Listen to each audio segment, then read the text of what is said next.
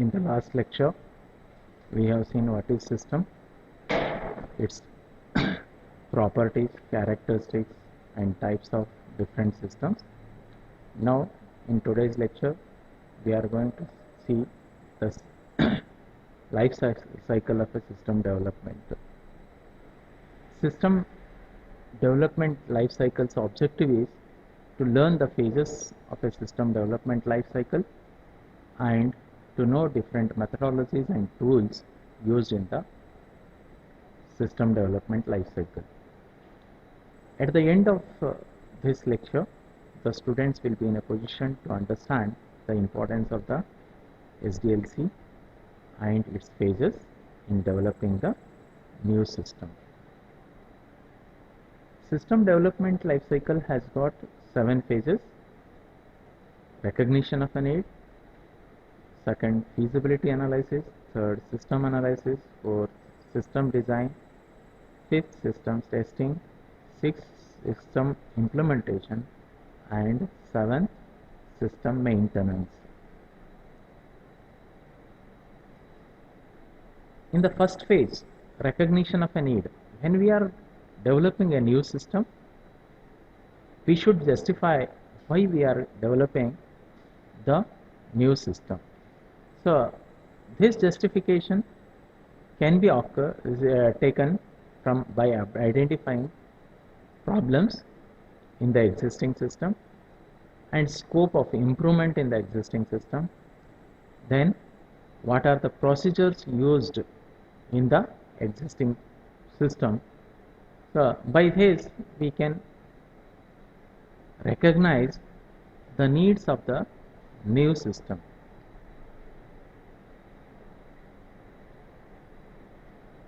Whenever we are going for the new system and its development, so we should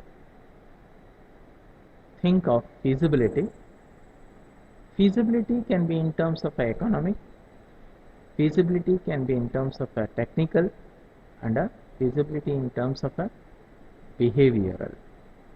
Economic feasibility is that it is in terms of money. If I am developing a new system which is more costlier than its users, then it may not be economically feasible.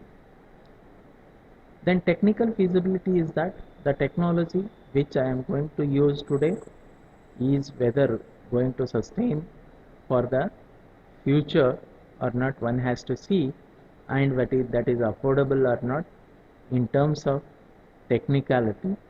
So that feasibility one has to see.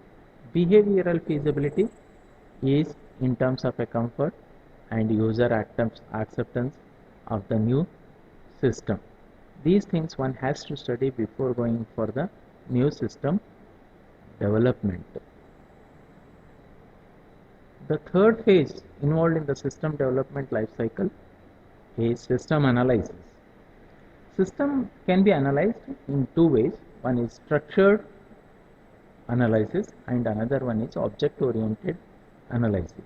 Any system can be looked in terms of a structure or a system orientation, that is from input, procedures, process, output, feedback. In terms of these, the system can be looked. And other way of looking at the system is in terms of objects and their integration. Structured analysis has got normally used 5 tools: data flow diagram, data dictionary, structured English, decision table, and a decision tree. Then object oriented analysis is the other way of analyzing the system. It uses the tools such as use case analysis, objects and class diagrams, then state chart diagrams, sequence diagrams, etc. System design can also be done in 2 ways, that is structured design or a object oriented design. Structured design normally is applicable for the system oriented software engineering. So it involves the design of inputs or forms to be designed, then the processes or the programs, algorithms to be designed, then output and reports design, then database design and a network design. Object-oriented design includes class design, then component design, state chart design. So these are the several other tools can be used for the system design using object-oriented methodology.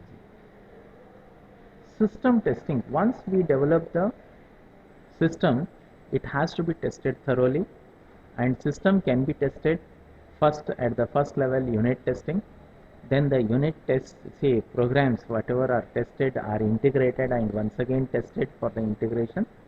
Then once the say all the modules of the particular systems are ready, they are integrated as a system, and system as a whole is tested at the developer's end.